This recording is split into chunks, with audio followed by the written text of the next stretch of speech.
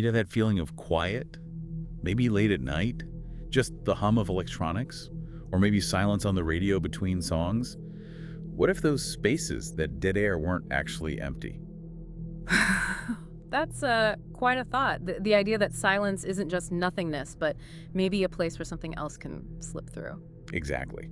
And that's what we're diving into today, a really unsettling, unexplained broadcast. Something that suggests, well, once you hear certain things, maybe you can't unhear them. Yeah. You've gathered some chilling accounts for us, and today we're going to try and unpack it all. And this isn't, just your average ghost story. This is tied to real dates, real places, the physics of radio waves. It all revolves around this one small, kind of forgotten station and a broadcast that just appeared. Okay, let's get into it. Where does this story start? We begin in rural Pennsylvania. There's this AM station, WZLP 1190 AM.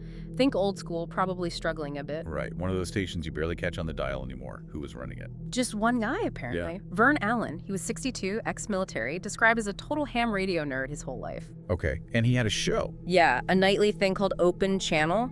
Sounded like, well, typical late-night AM radio fare. Conspiracy stuff, people calling about aliens, ghost stories. You know the type. Mostly seen as pretty harmless weirdness. Harmless, okay. Until when? Until October 19th, 2003. That's the night things went sideways.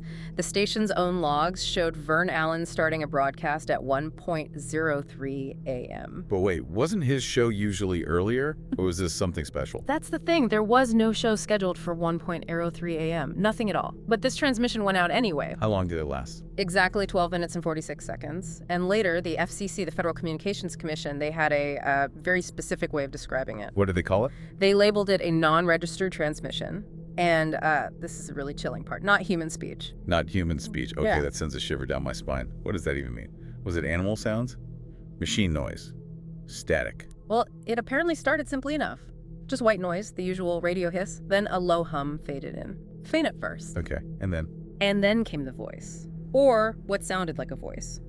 Described as distorted, impossible to tell if it was male or female, but it was speaking clear English. English. So not just noise. What was it saying? The core phrases that kept repeating were, "I remember this place," and "You forgot me first." Sometimes apparently spoken calmly, other times reportedly screamed, just cycling through variations of that. You forgot me first. That's accusatory.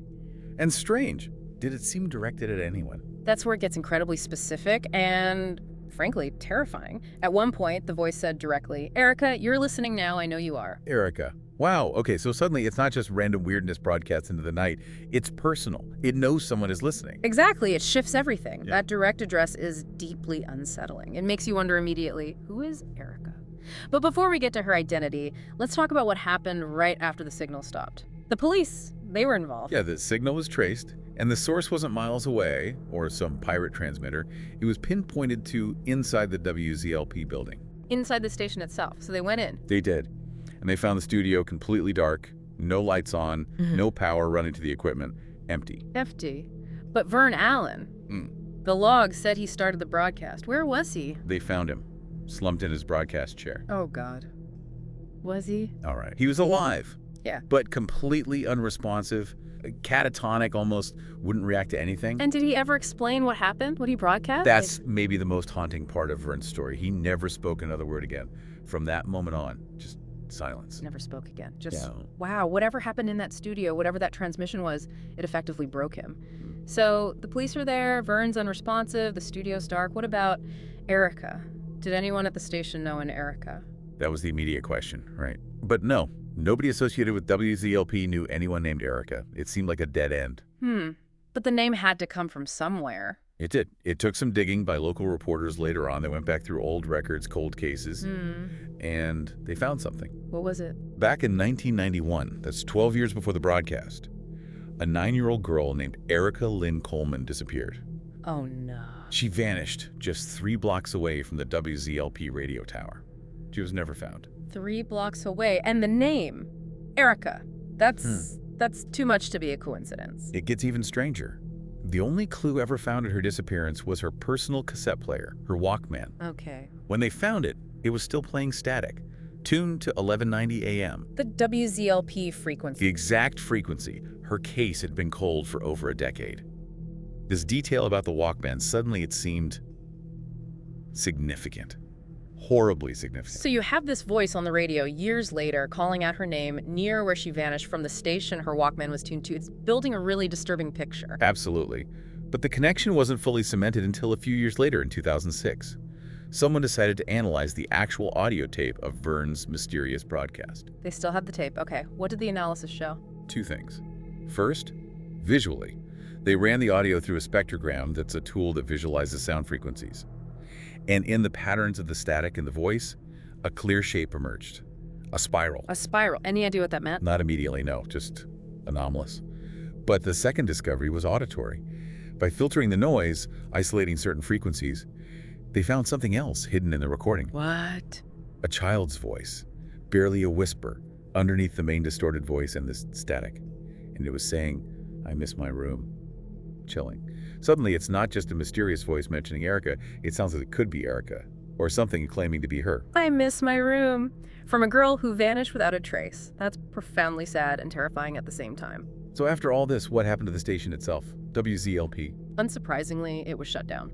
Permanently. The building was locked up. End of story for WZLP at 11:90 a.m. But not the end of the signal, it seems, based on the accounts you found. No, definitely not. This is where it gets even more insidious, almost viral. People living near the old station started reporting odd things. Like what? Radio interference. Yes, but weirder. They'd hear things on their radios, sure. But sometimes, even when the radios were turned off, Off. How? they described walking past a radio or a stereo and hearing a voice briefly cut through the silence, through the static electricity you sometimes get. Just a flicker of sound. And what would they hear? Always the same phrase, apparently. Dead air doesn't mean silence. Okay, that's creepy enough. Like the signal itself is commenting on its own nature. But it got worse.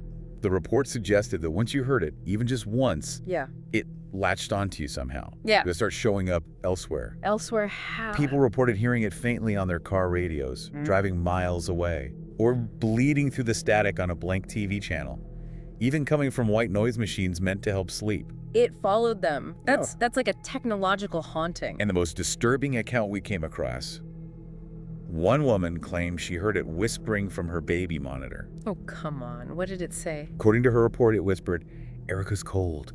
Let her in." Ugh. Okay, that is genuinely horrifying. Let her in. It implies the voice, the presence, whatever it is still out there, still wanting something, still cold. So this isn't just contained to the station or even the immediate area anymore. It's like the signal itself is propagating, finding new ways to be heard. Which brings us to the final piece of this puzzle from much more recently, 2014. Okay, what happened then? A YouTuber, one of those urban exploration or tech restoration types, apparently bought some of the old WZLP studio equipment when it's finally auctioned off. Right, people collect that old broadcast gear. Did he get it working? He apparently did. He managed to restore some of it and uploaded a single video about it. The title was something like "The Lost Transmission Restored." Okay, bold title. Did he play the original audio? Or recreate something? It seems he was trying to clean up or analyze the original tape, maybe using the old equipment, and people who watched that video, before it vanished, reported hearing the voice very clearly. The same voice, saying the same things. Saying something new, actually. Viewers reported hearing it say, "You gave me a name. You don't get to forget me." You gave me a name. Wow, like it's aware of its own story, its own legend, aware of Erica. Exactly. But the really unsettling part is what happened immediately after he posted that video. What? The very next day, the YouTuber deleted his entire channel. Everything. Wiped his online presence completely clean. Just gone. Why? Did he say anything? He left one final message. Yeah. A community post on his now empty channel. It just said, "I can't stop hearing her in the walls." In the walls, not just in the equipment anymore. Like it had escaped the tech and embedded itself in his environment. That's a terrifying place to end that story. It really is. So we've gone from this small, dying radio station. Yeah, with its lone operator, Vern Allen. To this bizarre, impossible broadcast in the middle of the night. A voice calling out for Erica, traced back inside the silent station. Then linking it to a real missing girl, Erica Lynn Coleman, who vanished near the tower years before. And that chilling discovery on the spectrogram. The whisper hidden in the static. I miss my room. Leading to the station's closure, but the signal persisting, following people. Through radios, TVs, even baby monitors whispering, "Let her in." And finally, the YouTuber who tries to investigate hears, "You don't get to forget me," and is seemingly haunted into silence himself. It really does feel like a signal that once it finds you, maybe doesn't let go. It started as a radio mystery, but it became something much more personal, much more invasive. So it makes you wonder, doesn't it? What does it really mean if dead air isn't just empty space? If it's a place where things that are forgotten or lost can somehow speak back? What does that imply about silence itself, about memory, or even about, well, some kind of presence lingering, refusing to fade away? It definitely challenges how you think about sound and silence. So the next time you hear static, or maybe just sit in a really quiet room, What might you be missing? Or maybe, what might be trying to get your attention? How does a voice, an idea, a memory persist like that beyond where it should be able to? Makes you think. Please subscribe to our channel. Your support motivates us to create even more great content for you. Thank you so much.